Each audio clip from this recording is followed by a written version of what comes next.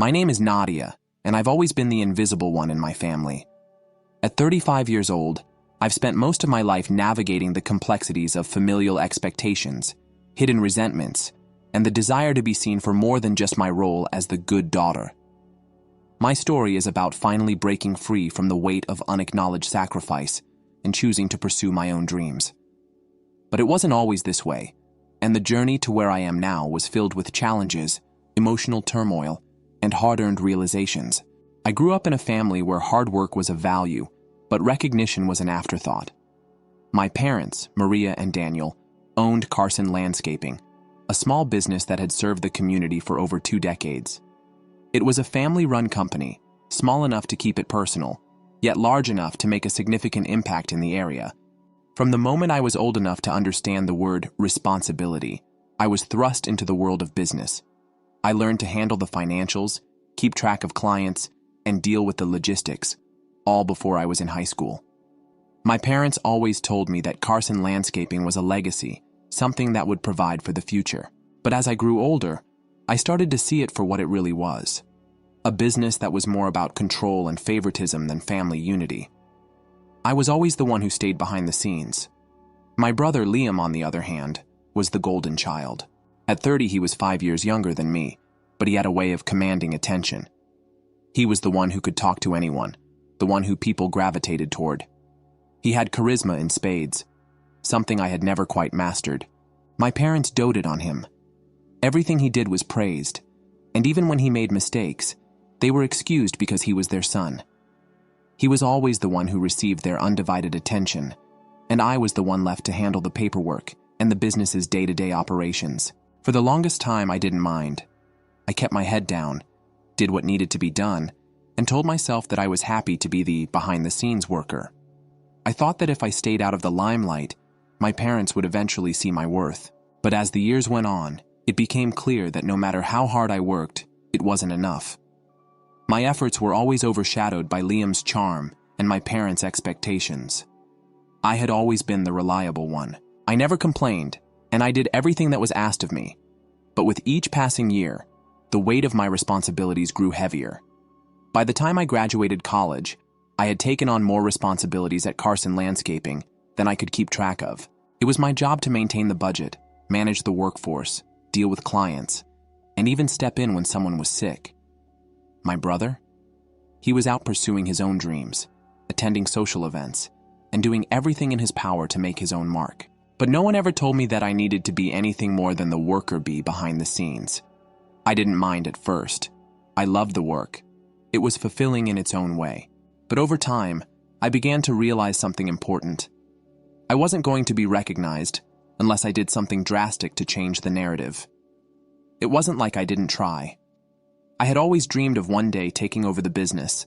I was the one who had worked tirelessly to keep it afloat. I had the skills, the experience, and the education to make it flourish. Yet, no matter how much I showed my capabilities, my father still looked to Liam as the heir apparent. It wasn't just about the business anymore. It was about being seen. I was tired of being the one who did everything without ever being acknowledged for it. The breaking point came one summer, when I was 30 years old, and things started to change. My father had been struggling with health issues for a few months, and he had to take a step back from running the business. The pressure fell squarely on me. I handled everything with grace, thinking it would be a temporary arrangement. But when Liam came back from one of his many travels, my father, who was slowly recovering, called us together for a meeting. I had been working day and night, ensuring everything ran smoothly. But when my father spoke, it was clear who he thought should take the lead. "I think it's time for Liam to start getting more involved in the business," my father said, his voice tired but firm. "He's had experience in other areas and he's ready to step up." My heart sank. I had been running things for the past few months, keeping everything together, and this was how I was repaid? By being told that my younger brother, who had only shown up to help when it was convenient for him, was going to take the reins. I was left speechless, the words sticking in my throat as my father continued talking about how Liam had great potential and could take the company in new directions. Liam, sitting across from me, looked pleased with himself. He was smiling like he'd just won the lottery, like he had done anything to deserve this. But I had worked for everything I had, and it felt like it was all being handed to him on a silver platter. It wasn't just the company. It was everything. All the years of quiet work, all the sacrifice, the family events I missed because I was working late into the night, the holidays I spent alone because there was no time for breaks. And now Liam, who had never been part of the real work, was going to take everything I had worked for. My stomach twisted with resentment, but I said nothing. Instead, I quietly nodded, as I had always done, and smiled. After all, what could I say? It was his turn now. My turn had never come. I don't know how long I stayed in that room after my father finished speaking. The rest of the meeting was a blur, but I knew one thing for sure. I couldn't go on like this. The anger, the disappointment, the frustration. It all boiled inside me, and I couldn't just sit back anymore. It wasn't just about the business anymore. It was about my life. I had given up everything for this family, and in return, I had received nothing but neglect and dismissal. It was time to stop playing the role of the invisible daughter and take control of my life, no matter what it took. As I left the meeting, the weight of my decision settled over me like a storm. I didn't know how things were going to unfold, but I knew one thing. I wasn't going to be overlooked any longer. My name was Nadia, and I had spent my life working for something I would never get credit for. But that was about to change. The days that followed that fateful meeting with my father were like walking through a fog. Every decision I made, every interaction I had with my family, felt tainted by the lingering resentment that now simmered just beneath the surface. I had always been the responsible one, the one who kept the wheels turning while everyone else took a step back. And now it was all coming to a head. I had given so much of myself to this family, and yet, all I had to show for it was a sense of being invisible. But that invisibility wasn't going to be my fate anymore. The tension grew between Liam and me. He didn't need to say it outright, but I could feel it. The unspoken superiority he wore like a badge of honor. It wasn't just the business he was taking from me. It was my sense of self. And that's when the financial strain started. It was subtle at first. Liam, now given the reins to the company, began making decisions that slowly but surely started to affect the finances. There was one project after another where resources were stretched thin, where deadlines were missed, and where things just didn't add up. I noticed it happening more and more, but every time I raised a concern, Liam brushed me off. "You don't understand, Nadia," he would say, his voice dripping with condescension. "We need to make these investments if we're going to grow." But nothing ever grew.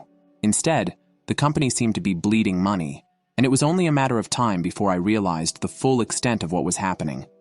It wasn't just the business that was suffering, it was me. One evening, after another long day spent trying to patch up the mess Liam had made, I got a call from my mother. She sounded distressed, a tone in her voice I hadn't heard in years.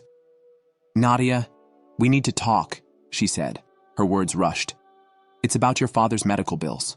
They've piled up, and we don't know how we're going to pay them." I was taken aback. My father's health had been an ongoing concern, but I hadn't realized the financial strain it was causing. "What do you mean you can't pay them?" I asked, my voice rising in disbelief. "You've been running a business for over 2 decades. How are these bills piling up?" "Your father's insurance doesn't cover everything, and we've been struggling with the payments," she explained, sounding more helpless by the second. "The business has been slow lately, and Liam hasn't been able to step up like he promised." It took everything in me not to let the frustration boil over. How could they be asking me for money when it was my family, my brother in particular, who had been spending recklessly? I was supposed to be the invisible one, the one who worked behind the scenes, while they got to enjoy the fruits of my labor. "I'll help," I said, gritting my teeth. "But this has to stop. The money isn't infinite. I can't keep bailing you out every time something goes wrong." I tried to remain calm, but my voice betrayed me. This wasn't just about the medical bills.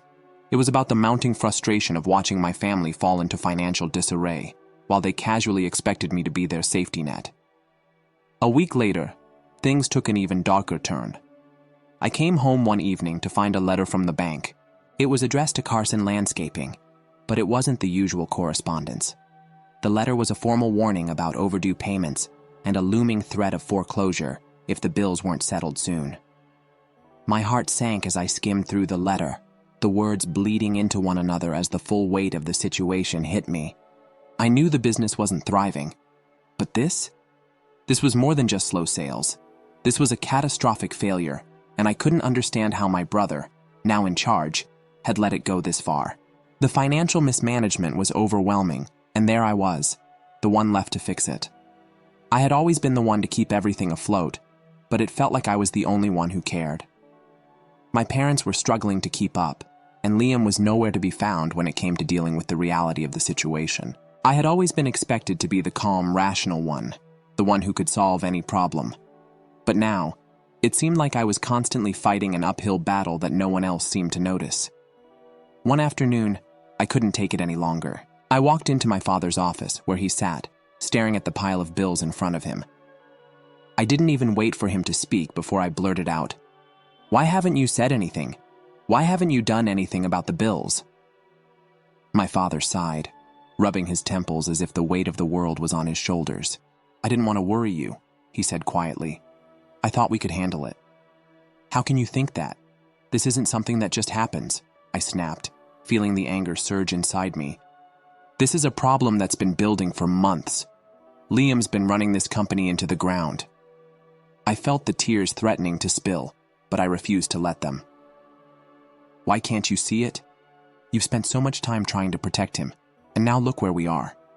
This company is on the verge of collapse, and I'm the one picking up the pieces."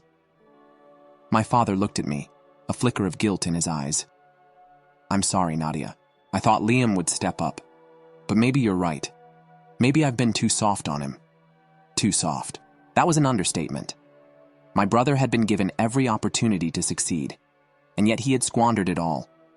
His carefree attitude, his inability to see the bigger picture, had put everything we worked for at risk. And now, I was the one paying the price. It didn't take long for the cracks in our family's foundation to start showing. My brother continued to make reckless decisions, pulling money out of the business for his own projects and leaving the bills to pile up. He still had the audacity to call me into meetings, asking for more money, more resources, without ever acknowledging the financial strain he was placing on me. At one point, he even asked me to pay for a new car for him, claiming that the old one was too unreliable. I was speechless. The gall it took to ask me for that kind of money, knowing full well the state of the business and my own personal finances, was staggering. I tried to confront him, but every time I did, he deflected, accusing me of being too negative or too focused on the past. He never took responsibility for his own actions. It was always someone else's fault, always someone else to blame. And so, I continued to sacrifice. I drained my savings, I took out loans, and I gave everything I had to keep the company afloat. But with every passing day, the resentment grew. I was the one holding the family together, but they didn't even see it. It was clear to me now that nothing was ever going to change. The more I gave, the more they took. And with every ounce of energy I spent trying to fix their mess, I was losing myself in the process. But this time, something inside me snapped. This was no longer about saving the business or protecting my family. This was about reclaiming my life. And if it meant walking away from it all, then so be it. The financial chaos in my life continued to deepen, but something inside me was beginning to change. I had always put my family first, but after months of being ignored, underappreciated, and constantly used as the family's lifeline, I started to see things more clearly. I had sacrificed my entire life to help them, but now I realized that I was the only one who cared about the outcome. My brother Liam still seemed to think everything would just magically work itself out, and my parents, well, they were too exhausted from their own struggles to see what was happening right in front of them. I had long since stopped waiting for a thank you, and yet it seemed that the more I did for them, the more they demanded. The business was drowning, and no one else had the vision or the will to save it. And then there was Liam, always appearing at the last minute with some new, half-baked idea or another, asking for more money, more time. Each conversation with him felt like a slap to the face. It all came to a head one night, a few weeks after I had helped my father pay off another looming bill for the business.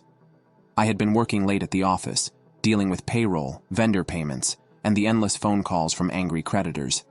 I was physically exhausted, but more than that, I was mentally drained. When I walked into the kitchen, I saw Liam sitting at the table, looking strangely calm.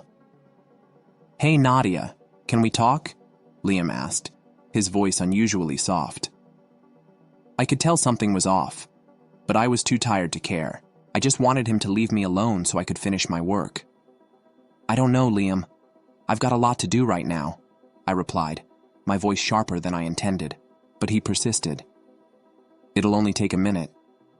I sighed and sat down across from him, ready for another one of his self-pitying rants about how hard he was working and how much pressure he was under. But what he said next sent a chill through my body, making every ounce of fatigue suddenly feel like nothing. "Mom and Dad want me to take over the business fully," he said, looking down at the table as though it were the most natural thing in the world. "And, well, they want you to step aside." My world froze. I couldn't breathe. For a moment, I thought I had misunderstood him. "What do you mean, step aside?" He looked at me now, his eyes full of a strange mix of guilt and determination. "They think you've done enough. You've given so much and they're grateful, but they think it's time for you to take a break. For the sake of your health and, well, for the company to grow, they want me to take full control now. You've done your part." I couldn't believe what I was hearing. My stomach twisted into knots, my head spinning. I had given my blood, sweat, and tears to that company. I had been there through every crisis, every setback, and every small victory. And now, after all of that, they were telling me to step aside? "What are you talking about, Liam? This is my business. I've been here longer than you. I've worked harder than you. And you think you can just waltz in and take over?" My voice was shaking, a mix of disbelief and rage bubbling up. "What about everything I've sacrificed? What about the countless hours I've spent fixing what you broke? No, this is my business. I'm not stepping aside." Liam didn't flinch. His expression softened, and for a moment, I thought maybe, just maybe, he was finally going to get it. But then he said something that shattered everything I had been holding on to. "It's not about what you deserve, Nadia. It's about what's best for the company. You've done enough, but it's time to hand over the reins." His tone had changed, becoming almost dismissive. "You'll be fine. You can focus on your other projects, and I'll run the company." His words stung, but it wasn't the words themselves. It was the cold, calculated way he said them, as though I had no more place in the company or in their lives. He wasn't just talking about the business. He was talking about my entire existence. He was telling me that everything I had worked for, everything I had built, didn't matter. I had been reduced to a mere afterthought. Before I could respond, the doorbell rang. I stood up abruptly, my hands shaking, but I didn't want to back down. Not this time. I marched to the door, hoping for a distraction, anything to stop this moment from escalating. When I opened the door, I found my parents standing there, looking unusually formal. It was the first time they had come to my house without some sort of celebration or event. They didn't look happy. They looked nervous, as though they knew this was the moment everything was going to change. "Can we talk, Nadia?" my father asked, his voice quieter than usual. I stepped back, motioning for them to come in. They both took a seat on the couch, and I stood there, waiting for them to explain what had just happened. What was going on? "We've decided that it's time for Liam to take over," my mother said, her voice strained. She wasn't even looking me in the eye.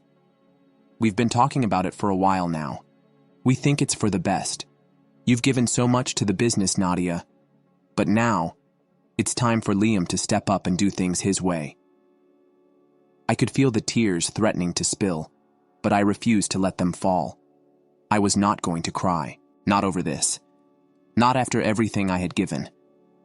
"You've got to be kidding me," I whispered, my voice barely audible. They didn't apologize. They didn't even seem remorseful. My parents were choosing Liam. They were choosing the son who had barely contributed to the company, the one who had ruined so many opportunities. And I, the one who had been there for them, day in and day out, was being cast aside as if I were disposable. "Why?" I asked, my voice rising. "Why him? After everything I've done, you think I should just walk away from this? My father sighed, his eyes downcast. Nadia, we don't want to hurt you, but we've talked about this. We think Liam is ready. I was too furious to speak. There was nothing left to say. I had been betrayed by the very people I had trusted the most. The ones who should have supported me, the ones I had sacrificed everything for, were now throwing me aside like I meant nothing. I turned to Liam, who had followed my parents into the living room. His expression was cold, as though he had already made peace with what was happening. You're really doing this, aren't you? I asked, my voice breaking. You're going to take everything from me.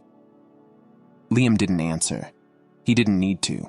His silence spoke louder than any words could. You're going to take everything from me.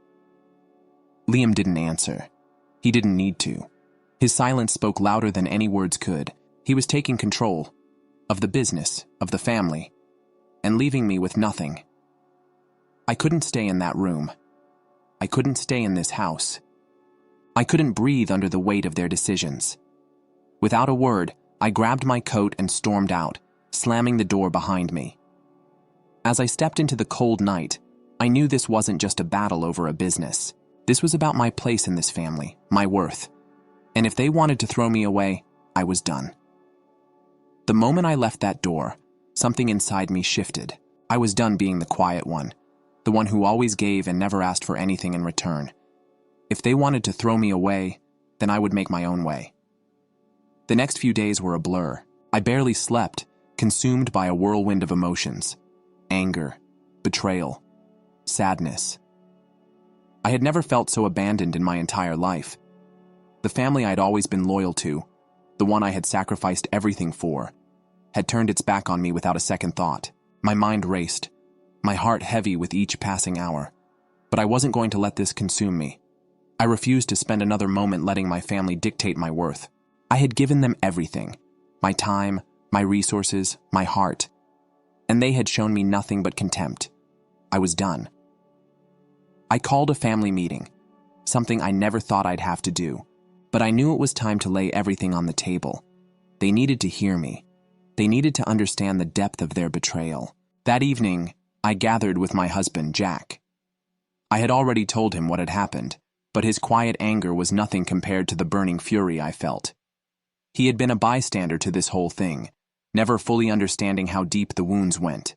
But tonight, I was going to make sure they knew. I wanted them to feel the weight of their decisions. When my parents, Liam and his wife Karen, walked into the living room, I could feel the tension in the air. They could tell something was different. They could see that I was no longer going to be the quiet, compliant daughter. Let's get this over with, my father said, taking a seat, his posture rigid, avoiding eye contact. He was already on the defensive. The silence in the room felt suffocating, and I could feel my heart racing in my chest.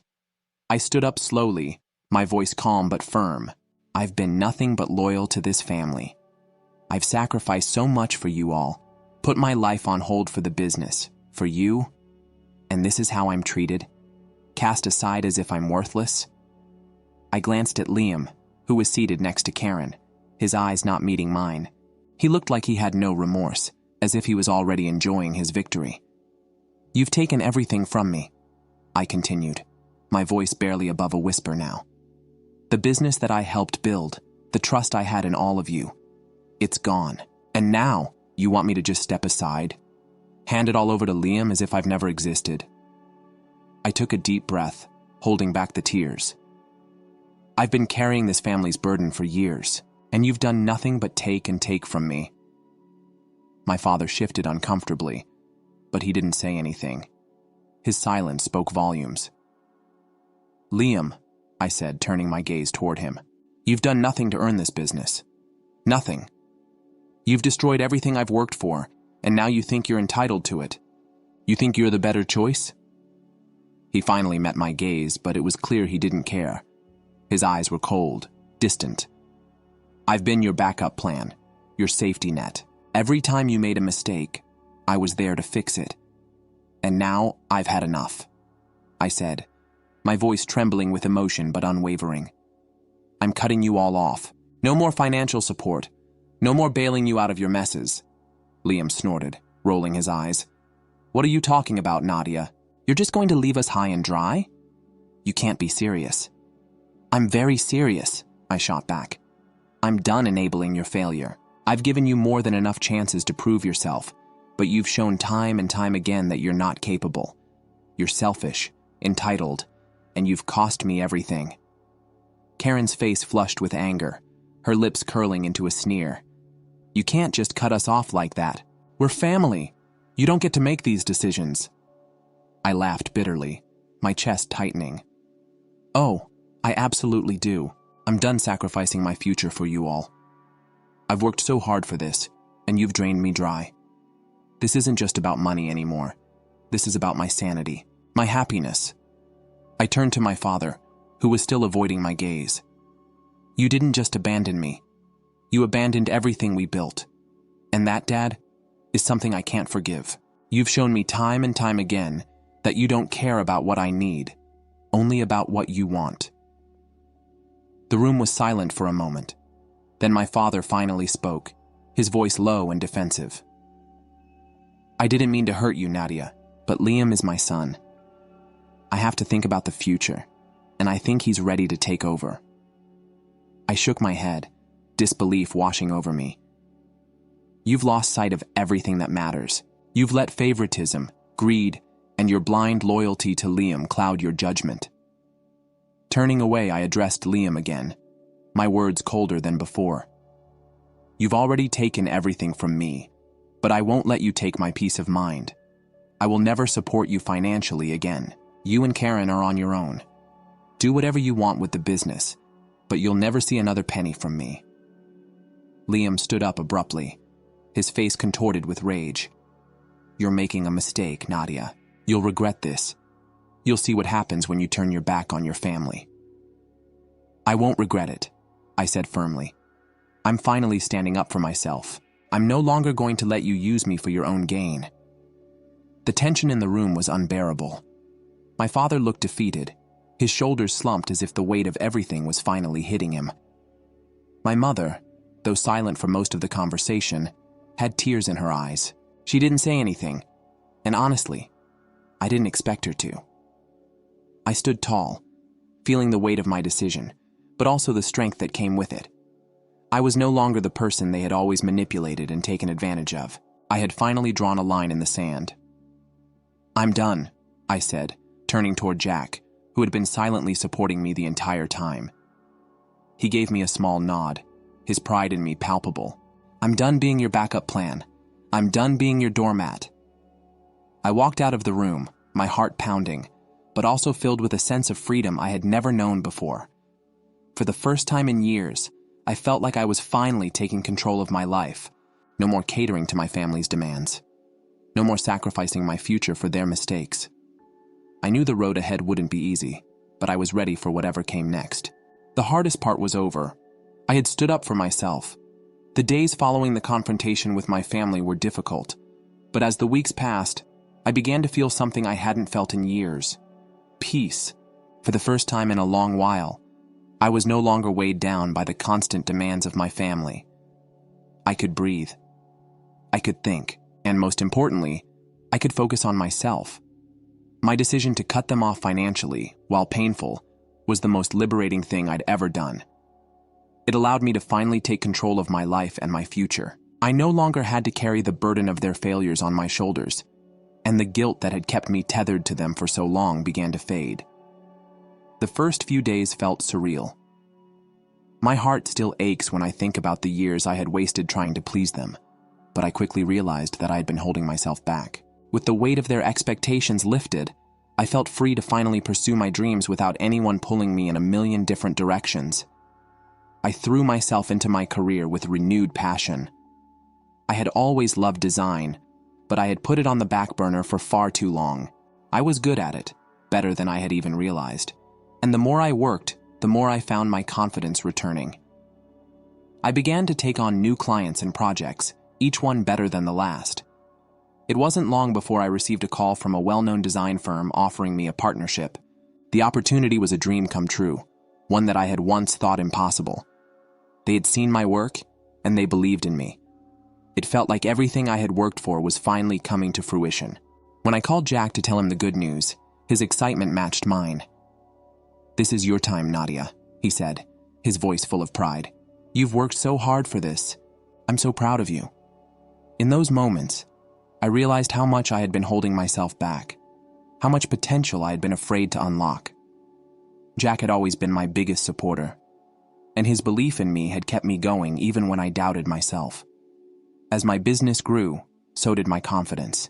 I finally started to see the fruits of my labor, and with every success, the pain of the past faded. I moved into a new apartment, one I had chosen and designed myself. It was everything I wanted: a fresh start, a space that was mine, and mine alone. I made it my sanctuary. I also took time to heal. I started therapy, something I had been meaning to do for years, but had always put off because of the pressure to take care of everyone else. It was a game changer. I began to understand the roots of my codependency, why I had always felt responsible for my family's happiness and success. With each session, I started to unravel the years of emotional baggage that had kept me stuck. My daughter flourished as well. She had always been strong, but now that the toxic cloud of family drama had lifted, I could see her grow in ways I never imagined. She was more confident, more self-assured. She excelled in school, and her love for reading returned. She no longer had to see the hurt in my eyes or feel the tension in the house. We were free. One night, as I sat on the balcony of my new apartment, sipping a glass of wine, I reflected on everything I had been through. The road hadn't been easy, but I was finally where I was supposed to be. I was thriving, personally and professionally. I had learned to stand up for myself, to draw the line when I needed to, and to never let anyone take advantage of me again. My family had underestimated me. They thought I would crumble without them, but instead, I had built something stronger than I ever imagined. I had reclaimed my life, my peace, and my happiness. And the best part? I no longer had to rely on them. I had created my own path, and it was one I was proud to walk. Looking at my daughter, who was now reading on the couch, I smiled. I had done the right thing. I had chosen me, and in doing so, I had given her the life she deserved. A life where she could thrive without fear, without being overshadowed by others' expectations. For the first time in my life, I knew that I was truly free, and nothing, no one, could ever take that away from me. Story 2. On the surface, Julia Taylor's life seemed ideal. A gifted graphic designer, she had a secure job, a cozy house, and what she thought was a solid marriage to her husband, Jeremy. They had created an apparently perfect life together. Julia believed their relationship was unbreakable and was loyal, understanding, and ready to help Jeremy through any difficulty. But their previously strong bond started to show signs of weakness. It began quietly. Jeremy's unpredictable work schedule, inexplicable absences, and unusual obsession with his phone. At first, Julia ignored these symptoms, blaming them on stress or new work-related tasks. But her discomfort increased. As Jeremy's co-worker Megan began to show up more often in their interactions, her name began to creep into casual remarks, dinner table conversations, and even justifications for Jeremy's late-night meetings. Julia had a hunch that something wasn't right. However, she found it difficult to face the persistent suspicions. The pivotal moment occurred on a typical afternoon. Julia heard the garage door open after concluding a virtual conference. Once more, Jeremy arrived home earlier than normal. He was in the kitchen when she found him. She asked him about his unusual schedule, and his answers clipped. His tone revealed an uncommon defensiveness as he dismissed her, claiming a difficult new project with Megan. The suspicion was becoming too strong for Julia to ignore. She was determined to find out. Julia took action later that day when Jeremy left for yet another crucial meeting. She went into a study and rummaged through his desk with shaking hands. It didn't take long to locate the proof, which included a hotel bill with Megan's name on it, and receipts from a pricey restaurant that Jeremy said he couldn't afford for their anniversary. She was afraid of betrayal, and it was true. Black and white glare at her. The ensuing altercation was heated. As Jeremy and Megan entered the home together, Julia had the invoices in her hands. Her arrival caused their carefree chuckling to stop abruptly. Megan leaned comfortably against the doorframe and grinned. "Aren't we curious?" she purred. Her tone was brimming with contempt. "What is this?" Julia held up the damaging documents and demanded. Jeremy shrugged, a guilty-free look on his face. Megan is going to move in. Cold, he said. You no longer have a place here. Even though Julia's life fell apart, she refused to let them witness it. She squared her shoulders and gave an even response. You two are free to enjoy yourself, but I can assure you that it will cost you. As Jeremy and Megan exchanged wry looks, her remarks, which were tinged with subdued defiance, lingered in the air. They were so sure of themselves that they failed to see the fire they had stoked inside Julia. She walked out of the room. Her determination was firm, but her heart was heavy. The biggest error they had made was to underestimating her power. Julia went into the bedroom and hid. Her feelings were roiling like a tempest. Jeremy and Megan didn't know her as well as they believed, and they had anticipated that she would break under the weight of their treachery. Perched on the bed's edge, she gazed at the antique luggage in the closet's corner. She wouldn't depart as a defeated woman, but she would if they wanted her gone. With her dignity intact, she would depart on her own terms.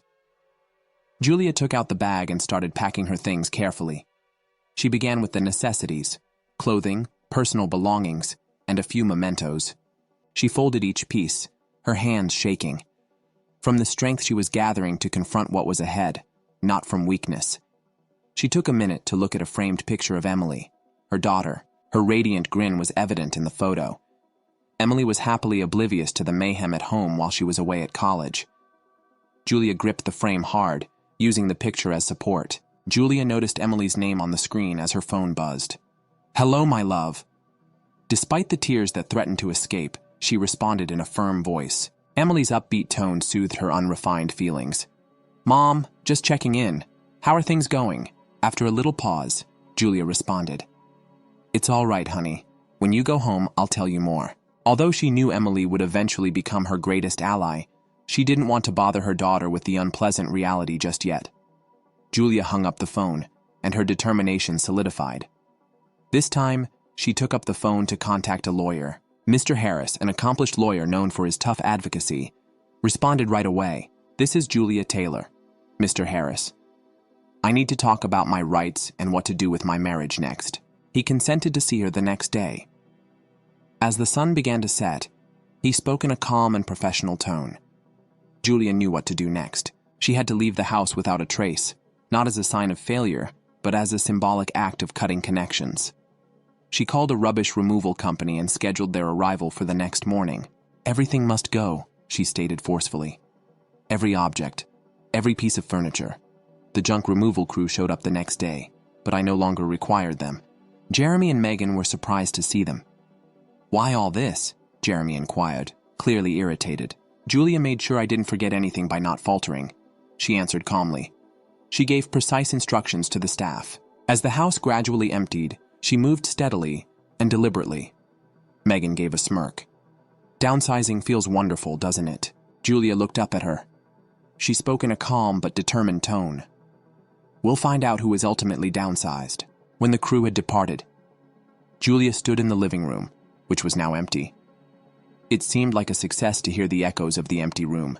She had packed her things and decided what to do next.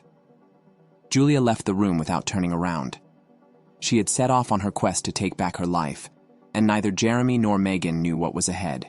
A map of Jeremy's deceit was laid out in front of Julia's bank records, receipts, and hurriedly scrawled notes as she sat at the little desk in her hotel room. As she called Emily, who had been her constant support during her trauma, her mind was racing with potential outcomes. "I need your assistance, Emily." Julia's voice was calm and determined as she spoke. Naturally. "What do you need, Mom?" Without hesitation, Emily asked. Julia highlighted her concerns over Jeremy's potential for offshore account maintenance and money laundering. An inquisitive college student named Emily immediately offered to search through old files that Jeremy had left on an antiquated laptop at home. Emily said, "I'll go over tonight and see what I can find."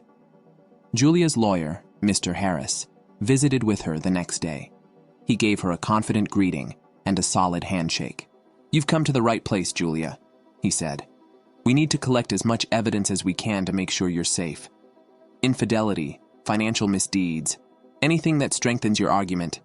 Julia detailed her suspicions regarding Jeremy's hidden accounts and gave him the invoices she had discovered. "I'm looking through his old files with Emily's help," she continued. "Mr. Harris gave a nod of approval. That's excellent. Keep a record of everything. Emails, bank statements, and other incriminating information. Your position gets stronger the more we have. Emily called later that night, her voice full of enthusiasm. I found something, Mom, she cried out. Jeremy has been moving funds to an account located abroad. The amounts are substantial and the transactions are regular. As Emily went on, Julia's heart pounded. Additionally, I discovered emails he and Megan exchanged about these transfers. This is precisely what we require. Julia's determination hardened as she spoke. Bring everything to me tomorrow after printing it out. We'll add it to our case the next morning. A moving firm arrived at the property to aid Julia in cleaning away the remaining goods. The arrival of the movers caught Jeremy off surprise. He stormed out of the home. His cheeks reddened with rage. What's going on here? He demanded, looking at Julia and Emily. Just moving out. What belongs to us? Julia said coolly, her placid attitude a sharp contrast to Jeremy's rising agitation. Emily stood at her side, unwavering. There's no space for our things here anymore, right? Emily continued, her voice dripping with silent anger. Jeremy fumed, but retreated inside, likely to avoid a public scene. Julia effectively oversaw the movers, making sure that every aspect of her life was meticulously packed and taken out. Emily's discoveries, printed emails, and account information safely hidden in Julia's purse were among the things found. Julia watched the final truck leave the driveway as the movers were done. Emily smiled triumphantly as she joined her. He's with us, Mom, she added. With a furious conviction in her eyes, Julia nodded. Indeed we do.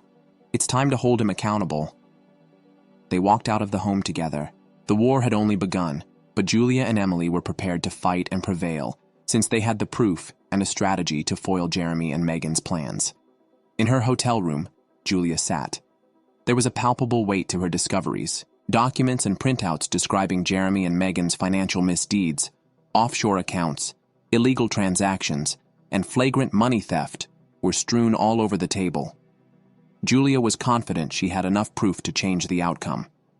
It was time to take action. She took care to conceal her identity when she set up an anonymous email account. It was a brief but damning email. It started, "To whom it may concern. I am presenting proof of financial irregularities involving Megan Phillips and Jeremy Taylor, two of your workers. Documents detailing unlawful transactions that might have an impact on your company are attached." Julia included the emails, account information, and transaction logs that Emily had found as proof. She took a last breath and hit the submit button. Chaos broke out at Jeremy's job the next morning. Julia's phone kept buzzing. Jeremy's texts were overflowing with everything from threats to requests for clarification. What did you do? Just one read. A second later, another. This is something you will regret. Julia ignored every message with a sly smile. She was aware that his desperation was only getting started.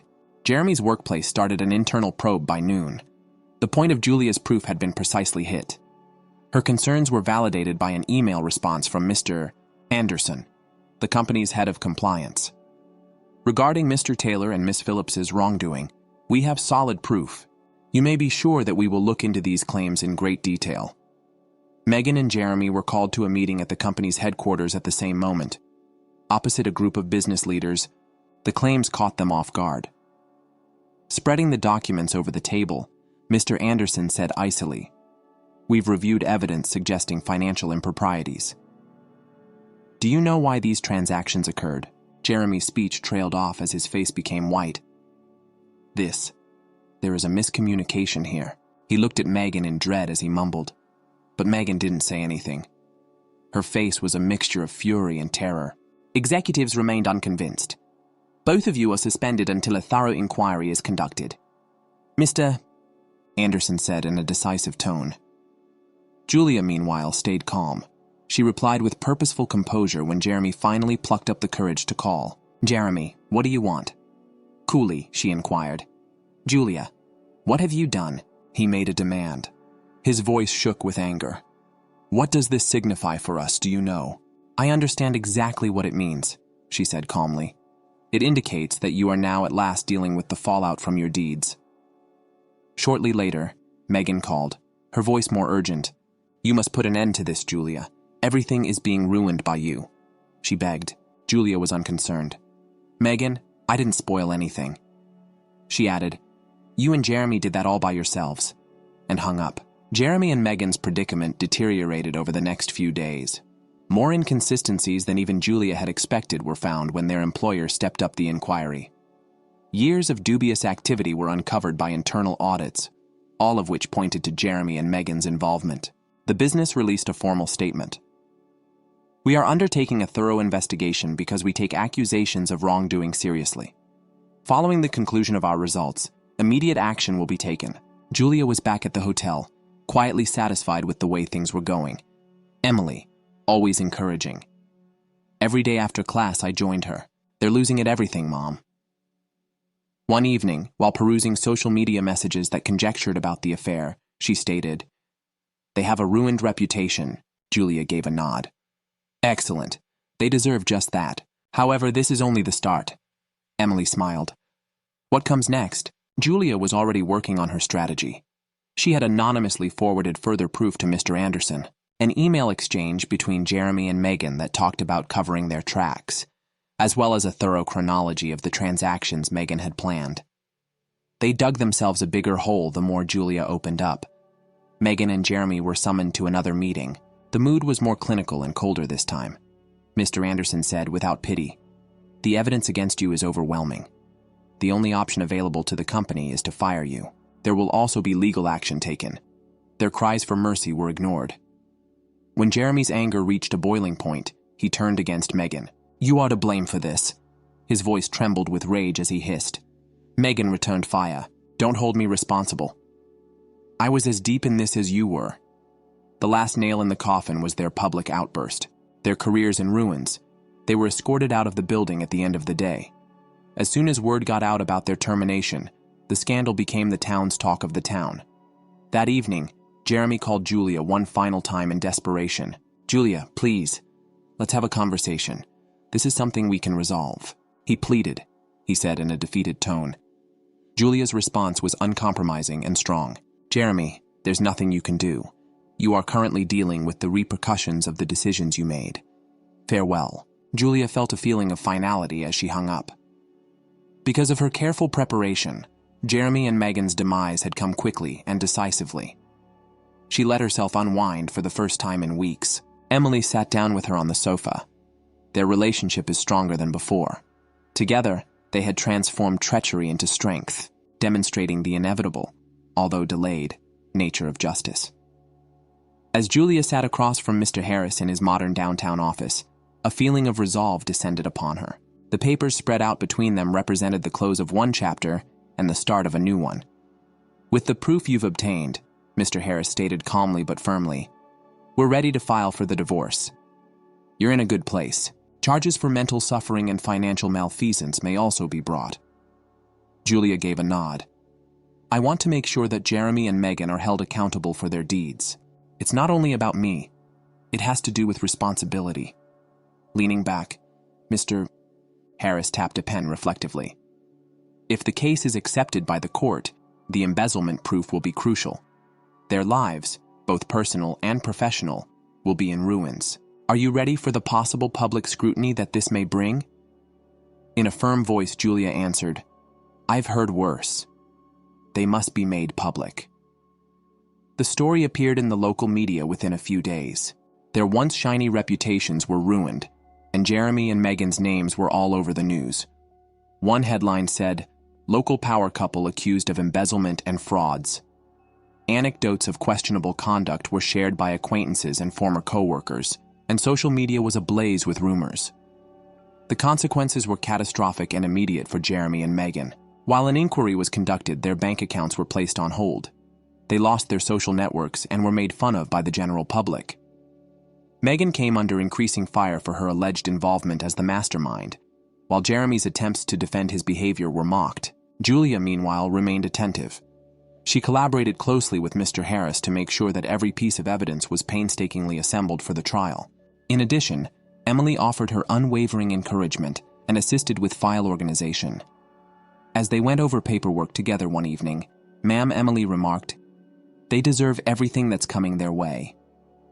Julia nodded. her determination unflinching. With spectators and members of the media fighting for seats, the trial started in a crowded courtroom. With Mr. Harris at her side, Julia sat silently, her face impassive. Jeremy and Megan were clearly nervous across the room, their well-preserved exteriors collapsing under the pressure of being seen by the public. The prosecution didn't take long to make their case. The defendants knowingly planned to embezzle business assets for their own benefit, Your Honor. The prosecutor started. Financial documents, emails, and witness accounts of their illegal activity are among the evidence. Falsified expense reports, incriminating emails, and offshore transactions were among the damaging evidence shown on the courtroom screens. Jeremy moved in his chair uneasily. Megan's lips pushed into a narrow line, her look darkened. When they were asked to testify, tension flared between them. Jeremy yelled out, his voice rising in frustration. This was all Megan's idea. I was persuaded to comply by her. All I was doing was following her. Megan fired back. Her voice was defiant and piercing. That is untrue. It was you who thought up the scheme. Jeremy, you have no right to blame me for this. The gallery began to grumble as their dispute turned into a full-fledged spectacle. The magistrate struck his gavel. He wanted a court order. You will both be held in contempt if you keep acting in this manner. The prosecution took advantage of their disagreement. The prosecution stated, Your Honor, it is evident that the defendants conspired together, but they are now betraying one another to escape accountability. Their guilt is only heightened by their lack of accountability. The trial came to an end following days of testimony and discussion. As the judge handed down the verdict, there was silence in the courtroom. Megan Phillips and Jeremy Taylor. You are found guilty by the court of fraud, embezzlement, and violation of fiduciary obligation. In addition to breaking the law, your actions have undermined the confidence of your community and co-workers. As he went on, the judge's voice became harsh. Jeremy Taylor, you have been given an 8-year jail term. You have been given a 10-year jail term. Megan Phillips. As the punishments were announced, the crowd erupted in gasps, reflecting your position as the main mastermind behind these atrocities. While Megan scowled at him, her stubbornness finally fading, Jeremy sagged in his chair, his face pallid. Sitting silently at the exhibition, Julia had a rush of validation. Justice was done. Reporters flocked to the courts to provide their opinions. Julia remained silent. Her quiet says a lot. Emily accompanied her as she left. Years of suffering and betrayal are finally coming to an end. That was amazing. Mom. As they arrived at their vehicle, Emily spoke. They paid the price for you standing your position. Julia gave a little smile. Although difficult, it was essential. They believed they could destroy me, but instead they strengthened me. Within the next weeks, the imprisonment of Jeremy and Megan became a warning story in their neighborhood. The once dominant pair had now been reduced to shamed criminals. In the meanwhile, Julia and Emily concentrated on re-establishing their businesses and lifestyles. As resilient patterns gained popularity, they came to represent overcoming hardship. Julia experienced a profound sense of calm as she thought back on the trip. Despite injustice, heartache, and betrayal, she came out stronger, wiser, and undamaged. She had control over the future now that the storm had gone. Julia had a sense of peace in the days after the trial that she hadn't experienced in years. She moved into a comfortable new house with Emily. The open areas and new barriers stand in sharp contrast to the stress that dominated their former existence. Together, they opened boxes containing not just possessions, but also optimism for a better future. The little but cozy abode turned into a haven where they could at last breathe without restriction. Julia pushed herself into ideas that would withstand the company she and Emily had dreamed of in their darkest moments. With Julia's experience in design and Emily's talent for marketing, the business took off right away. Julia's rebranding work was so well received by their first customer, a neighborhood bakery, that they suggested resilient designs to other nearby small companies. One evening, Emily showed Julia a flood of questions from prospective customers and exclaimed, "Mom, look at this!" Her enthusiasm was contagious. "We're already becoming well known," Julia smiled. "It's because we're giving it our all. Every endeavor seems like a positive move." Clients valued not only their inventiveness, but also the individual touch they added to each job, and their business grew. Every accomplishment served as a reminder of their increased self-reliance. Together, they commemorated significant events. Emily snags a major advertising campaign. Julia received an invitation to speak at a business gathering in the area. The wounds caused by Jeremy and Megan become less noticeable with every accomplishment. Julia's phone buzzed one afternoon when she was finishing up a client's job. Against her better judgment, she recognized the number and paused. "It's Megan, Julia," she said. The voice on the other end sounded frantic and tremulous. "I need your assistance. Jeremy, things are horrible. He has betrayed me. I'm at a loss on what to do." For a minute, Julia's stomach twisted, but she didn't panic. "You made your decisions, Megan," she answered in a stern but non-malignant tone. "When you deceived me, you were aware of what you were doing. You are now facing the repercussions," Megan begged. "Please. Everything is gone from me." Julia inhaled deeply, her determination unwavering. "I did too. Many thanks. However, you may rebuild your life like I did. Don't give me another call." She ended the call. Experiencing a profound feeling of closure, the call healed wounds rather than exacerbating them. A few seconds later, Emily entered the room. "Who was that? Megan?" Julia's response was straightforward. "She requested my assistance. I told Emily no when she arched an eyebrow." Julia grinned. She spoke in a calm but determined tone. "I've had enough of the past controlling me." As the months went by, Emily started to gently encourage her mother to consider happiness outside of job and family. She mentioned it at supper one evening. "You deserve someone who makes you happy, don't you, Mom? Someone who values you?" Emily smiled knowingly as she asked. Julia chuckled quietly. "I am not sure, Em. It has been a while." "More motivation to attempt," Emily urged.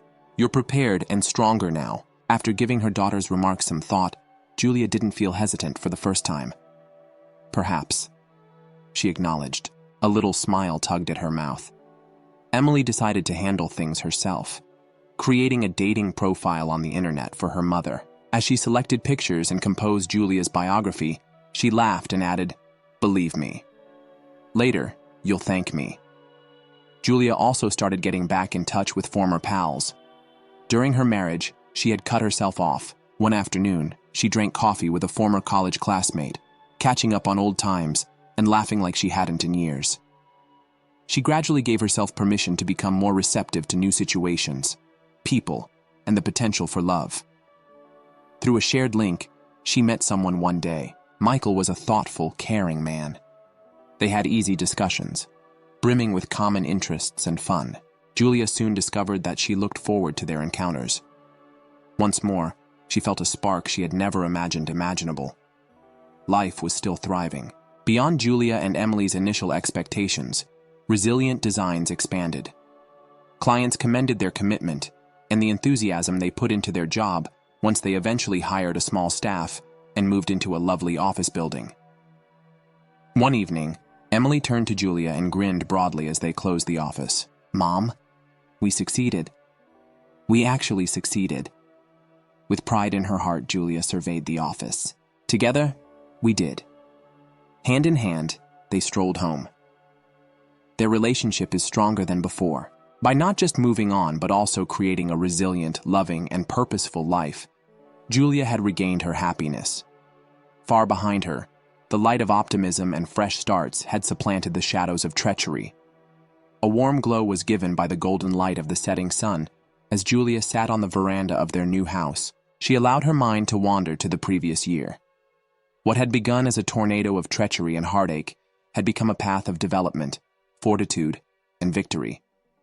Julia had refused to allow the hurt that Jeremy and Megan had created to define her. Rather, she had used it as motivation to start again. Emily was sitting close by with her laptop, frantically working away as she prepared a marketing pitch for their next major customer, when she caught her eye. Julia was proud as she saw her daughter thrive. During her worst moments, Emily had been her pillar of strength, providing encouragement and support when she needed it most.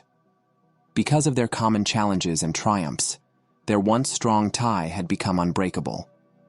When Julia learned of Jeremy's infidelity, she reflected on those early days. It had all felt too much: the anguish, the rage, the incredulity. Nevertheless, she had decided to put the treachery behind her and fight for a happy and dignified life. Her resolve had been evident at every stage of the process, from speaking with Mr. Harris to discovering Jeremy's secret accounts and revealing their wrongdoings. The demise of Jeremy and Megan had come quickly and completely. Due to their fraud and embezzlement, both were currently incarcerated. Their damaged reputations are a sobering reminder that decisions have repercussions. In their society, the once dominant pair, who believed they could get away with their treachery, had become cautionary stories. Knowing that they were held responsible for their acts gave Julia a strong feeling of justice, even if she did not enjoy their agony. For Julia, the triumph was not just about Jeremy and Megan being held accountable, but also about taking back her own life. Through the creation of robust designs and a successful business that showcased their strength and inventiveness, she and Emily had transformed their suffering into meaning. Every endeavor and accomplishment demonstrated their capacity to endure hardship. Emily interrupted Julia's daydream by saying, "Mom, I think we've landed another client." Excitement lighted up her cheeks. They want to proceed since they enjoyed the pitch. "That's fantastic, my love." With pride in her heart, Julia answered. "You've put a lot of effort into this." Emily corrected her mother with a smile. "We've worked hard. Your success and mine are equally important." Julia extended her arm and grasped Emily's hand. "Without you, I couldn't have accomplished any of this," she stated earnestly. "My greatest strength is you." The two of them sat in pleasant quiet. They had a bright future full with opportunities. Julia experienced a profound feeling of resolution. She had experienced grief, betrayal, and came out stronger than before. Her life was now characterized by her accomplishments rather than her losses. Self-reliance, fortitude, and a revitalized feeling of value. Julia grinned as she glanced at Emily as the sun began to set. "We've made such progress," she remarked. She spoke with passion. "The voyage is just getting started, which is the finest part." Emily nodded, hope gleaming in her eyes. "Mom, here's to a prosperous future. We can overcome anything if we work together." They then welcomed the prospect of a fresh chapter based on love, fortitude, and unflinching resiliency. Story 3. In addition to ruining my baby shower, my toxic mother-in-law also claims to be the biological mother of my child, and was even jailed for her outlandish conduct. I'm a 29-year-old woman who is married to my amazing spouse Gary and is expecting our first kid. Thus far, the adventure has been really thrilling. I've known Gary for a long time, and we were married 4 years ago. We were ecstatic to learn that I was pregnant 6 months ago, since I had been trying to conceive since previous year. Together, we have experienced life's highs and lows. Our relationship has been much more joyful since learning that a child is on the way. We are eager to meet our little nugget, and each day gets us one step closer. From the excitement of finding out to the wonderful times when you can feel your baby kicking your tummy, pregnancy has been an emotional roller coaster for me. Gary has been my pillar of support over this entire ordeal. He has attended all of his doctor's appointments. He's even helping to build up a gorgeous nursery for our soon-to-be kid, and we read parenting books together. Right now, we're acting like babies, discussing names, furnishing the nursery, and formulating future plans. It makes me happy that Gary is so thrilled to become a father. He is all with splitting the cost of preparing for the baby. As we prepare to welcome our little one, we are relishing every moment of pregnancy, including its pleasure and hardships. We made the decision 2 months ago to inform our family of the wonderful news of my pregnancy. Before sharing the happiness with our loved ones, we made sure we had reached the important first trimester milestone, and were quite positive. For lunch, we had invited all of our parents and close relatives. They came anticipating a typical meal, but their faces changed to ones of delight and awe when they saw how much I was eating. When my mother saw me and realized I was pregnant, she broke down in tears. She was thrilled to be a grandma soon, and understood why we had kept the news a secret. She said she was thrilled to be a grandma soon, and fully understood why we had kept it a secret. Barbara, Gary's mother, on the other hand, reacted very differently.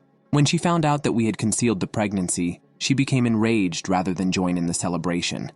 She directly accused me of purposefully leaving her out because she felt excluded. I tried to explain the rationale for our choice, but she remained irate and wouldn't talk to me anymore. What should have been a happy family occasion was marred by her criticism. Barbara never spoke to me again during the night. She was disrespectful not just to me but to my mother as well, who had always been nothing but nice to her in their past interactions. Barbara was silent throughout conversations, engrossed on her phone as the rest of the family participated in the get-togethers. She was obviously agitated, and her dissatisfaction was evident. She freely admitted to everyone that she was unaware of my pregnancy, which made her feel as though she had wasted valuable time with an unborn grandchild. Her dissatisfaction was seen by my husband and one of his siblings. I approached a breaking point as the strain increased and made the decision to take a little break to collect myself. When my mother saw that I was upset, she came to console me until I was calm enough to go back. At the end of the night, Barbara purposefully chose to bid me farewell last. She hardly spoke to me other than to say hello and goodbye after spending the entire day staring at me with critical eyes from my parents, sister, and husband. My husband later escorted him to the car, where they got into a furious quarrel that I could obviously hear from where I was in the foyer. The tension situation worsened when Barbara used the occasion to air her grievances against me. Fortunately, at this time, everyone had departed, leaving me alone, Gary and his parents, as well as mine. She informed him furiously that I didn't think about family at all and that she couldn't believe I had the gall to withhold my pregnancy from her. With composure, my husband informed her that he and I had agreed to hold off on telling everyone the news until we were safely out of danger. When Barbara heard this, she began to shout. Their talk proceeded as follows. "We are referring to our grandson here. I should have known from the start. It's not about whether you deserve it, Mom. We came to that choice collectively. Or perhaps she simply wants to exercise caution. Wary? Her mother-in-law is me. This is something she ought to have trusted me with. It's all her fault." My spouse became irate at this point. So far, he had kept himself in check. However, I saw his face flush with rage as he heard his mother accuse me again. He adamantly informed his mother that he was equally accountable for the choice, so if she was criticizing me, she should also blame him. He persisted in telling her to quit overreacting and move on from this. Barbara advised him to open his eyes because he was giving me too much power, and because, as his mother, she ought to have been the first to find out if her son was expecting a grandchild. He told her that he loved her, but that she should go and calm down before saying anything she would later regret. My husband refused to back down and urged her to stop hitting me. I didn't realize I was crying as Barbara hurried off, leaving my husband standing there looking clearly disappointed and irritated by his mother's response. I was upset and confused by the acerbic nature of her statements. As soon as he saw how upset I was, Gary came running to console me and led me back inside the home. Seeing the strain, my parents politely remained until I was emotionally calm and comforted. Barbara didn't stop there either. She sent me a message later that evening, and I became anxious as I awaited what it would include. "I must say, I'm really disappointed in you," she wrote in her message. "You purposefully withheld a crucial piece of information from me, and I cannot forgive you for that. It's unbelievable that you would deprive me of the happiness that comes with learning about my grandchild right away. This is insulting and cruel, and that is not how a family should function. Rather of expressing regret for your immature behavior, you are now dividing my son and myself. I'm ashamed of you." Her comments pierced me, and I couldn't help but feel wounded and angry at the same time. Gary was furious when I showed him the note. He blamed me directly since he couldn't understand why his mother would respond in such a bad way. Gary made the decision to give her a call and cautioned her from sending such depressing texts since they would make me even more upset. He even threatened to cut her off if she kept acting in this way. Barbara appeared to be affected by Gary's remarks and his irate tone. When she realized she could be disconnected, she adjusted her tone.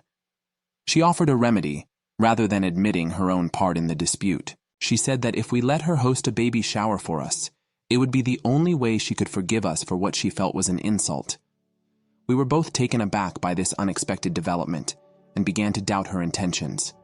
She persisted in pleading, stating that nothing would make her happier than to plan a lavish party for me and her grandchild, in which she would handle every detail. Gary gave me a questioning look, but I don't believe him. Barbara's abrupt change of heart didn't seem like a sincere attempt at reconciliation, but rather a calculated maneuver to reclaim power and demonstrate her supremacy. Despite my misgivings, Gary constantly tries to maintain harmony and find a middle ground. Embrace the possibility of taking her offer. I conveyed my worries to Gary, emphasizing that if I accepted her offer, it may further reinforce her sense that her actions were acceptable. Gary acknowledged my viewpoint, but he expressed his hope that by letting his mother host a baby shower for me, we might patch things up and make the family more cohesive before the baby was born.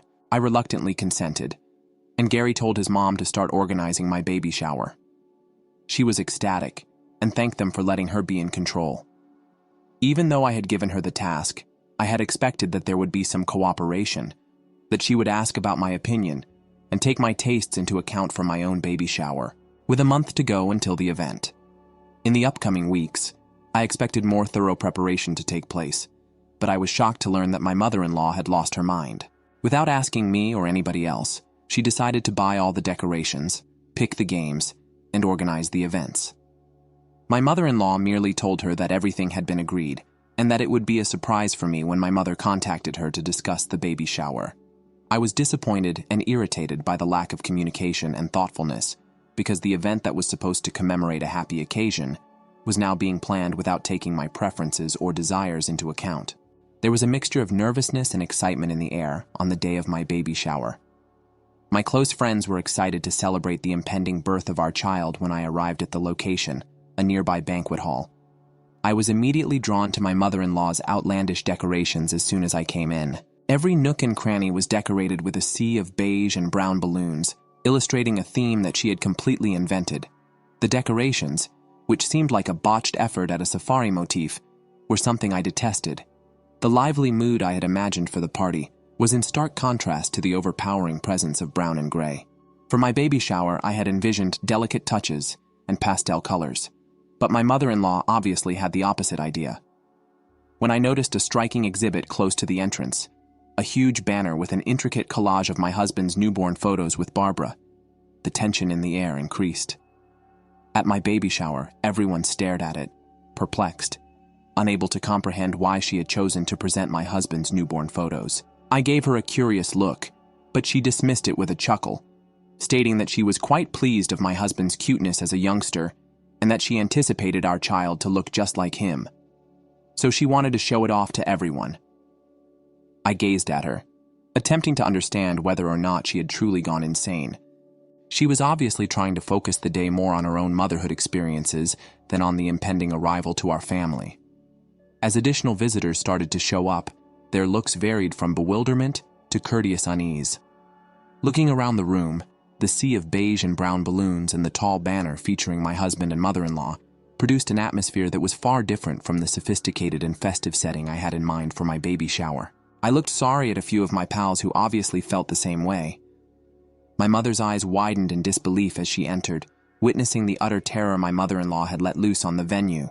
She immediately fixed her gaze on the banner, and I could feel her shock at the foolishness of displaying a collage that, rather than commemorating the birth of my kid, appeared to be more of an exhibition of my husband's early years. With audacity, my mother approached the flag. Without a word, her face changed from one of incredulity to one of resolve, and she seized the flag forcefully, pulling it from its conspicuous display. All eyes went to my mother as she removed the obtrusive exhibit that had overpowered the celebration, and the room grew silent. I couldn't help but be overwhelmed with appreciation for my mother's steadfast support. My mother-in-law looked horrified as she spoke to other visitors. Observing my mom toss the banner into the trash can, "What do you think you're doing?" she questioned in a critical tone. That banner was a unique way to honor the family's new baby. Unfazed by the criticism, my mother spoke in a calm but forceful tone. "This is not a celebration of your accomplishments. Rather, it is about my daughter and her baby."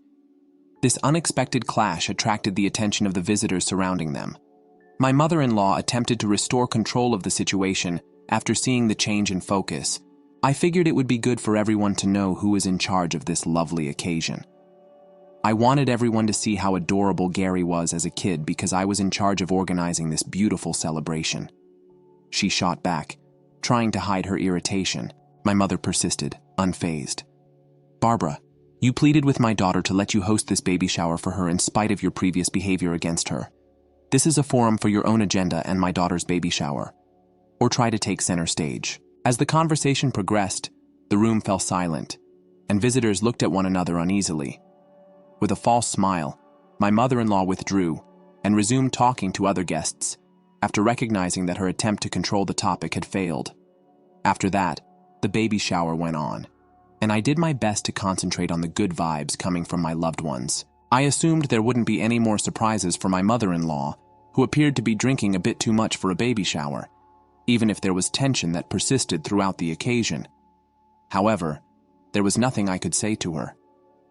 The visitors appeared to be gradually beginning to enjoy themselves as we played a variety of party games.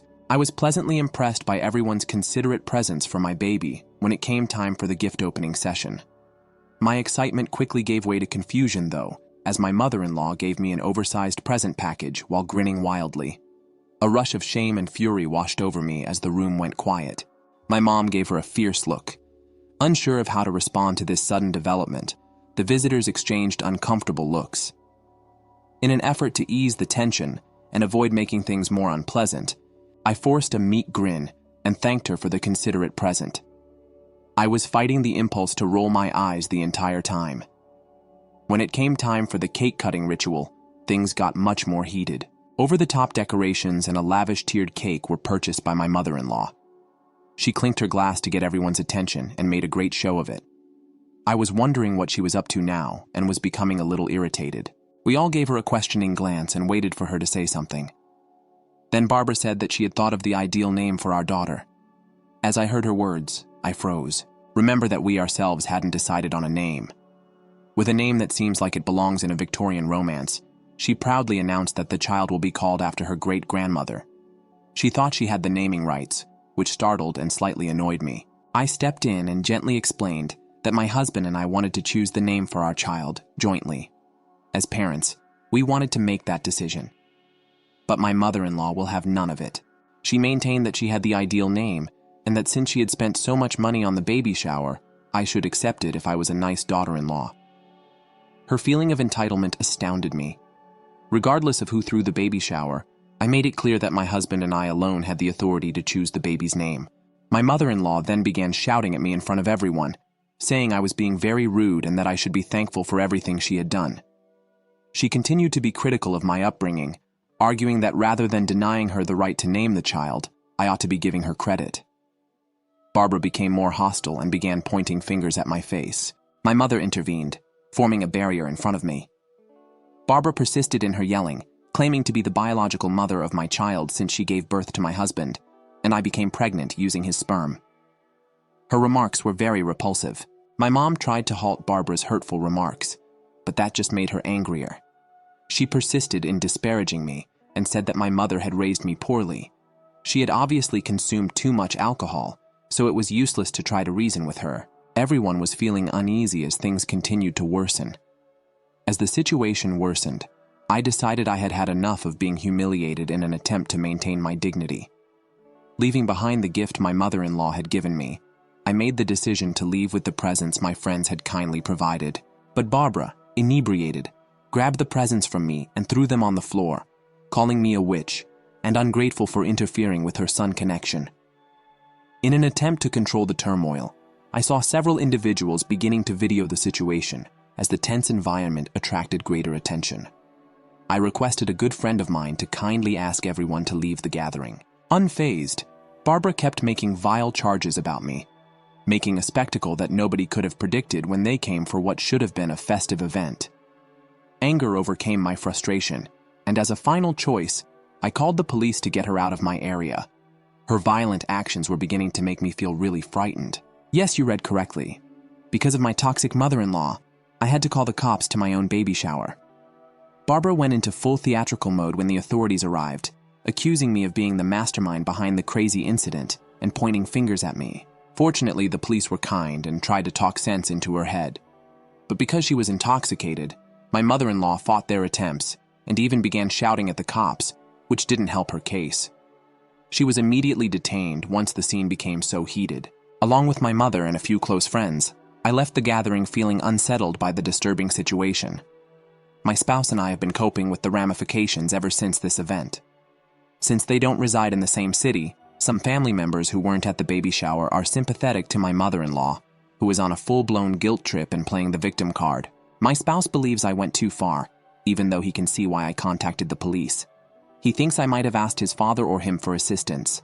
So, kudos to EPA for contacting the police on my mother-in-law for sabotaging my baby shower and posing as the baby's real mother. Update 1. Since opting to share my baby shower, I've been blown away by the amount of feedback I've had.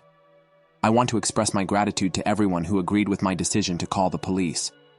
It was the most angry response I had ever seen from my mother-in-law. The degree of aggressiveness she demonstrated during the baby shower truly worried me about the risk of physical injury, especially considering the potential influence on my pregnant kid, as I typically only saw her around holidays and never spent much time with her. All of the attendees of the baby shower have contacted us to offer their support after the tragedy. I plan to show my husband the recordings of the entire fiasco that some of them have shared. In the upcoming weekend, I want to have a serious talk with him regarding his mother's future. Second update. I showed my spouse the recording. As previously said, I found myself sitting down with my spouse to have a serious discussion about what had happened. I gave him a thorough explanation of how his mother's actions had gotten worse during the whole situation. I detailed all of the ranting, accusations, and strange presents she gave, from the secret pregnancy announcement to the wild baby shower. After that, I showed him the tapes, which my husband watched with obvious horror. He appeared to have a reality check after watching the film, forcing him to face the upsetting reality of his mother's behavior. He began to really apologize to me for not realizing how serious the issue was and admitted that I was correct to contact the police. I didn't know. It got this awful. I'm so sorry you had to endure all of that. His expression was a mix of remorse and rage. Since this seemed so out of character for his mother, he acknowledged that he had never thought she could be so poisonous. He told me that he was on my side and that his main concerns were for my safety and well-being, particularly while I was pregnant. We then explored the underlying problems, talking about how his mother's desire for approval and control had clouded what ought to have been a happy moment. Gary expressed his own worries about his mother's behavior and admitted that it had gone too far, as he struggled to accept the truth of what she had done. I informed him that I wanted to sever all connections with his mother because of the way she had treated me in public. I persisted in telling him that, although he may date her if he so desired, I would not be involved in her life along with our child, at least until his mother's violent conduct prompted her to seek treatment. After hearing this, Gary said he was prepared to sever his relationship with his mother because of what she had done, which he found absolutely abhorrent. My husband claimed that his mother had the audacity to treat me disrespectfully, despite my assurances that he was not required to do so. She no longer had the right to be in our life as a result. He realized that his mother's actions could have been the result of long-standing problems rather than being limited to the baby shower. Gary has told me that he would personally inform his mother of our decision going forward, emphasizing that he has complete control over removing her from our life.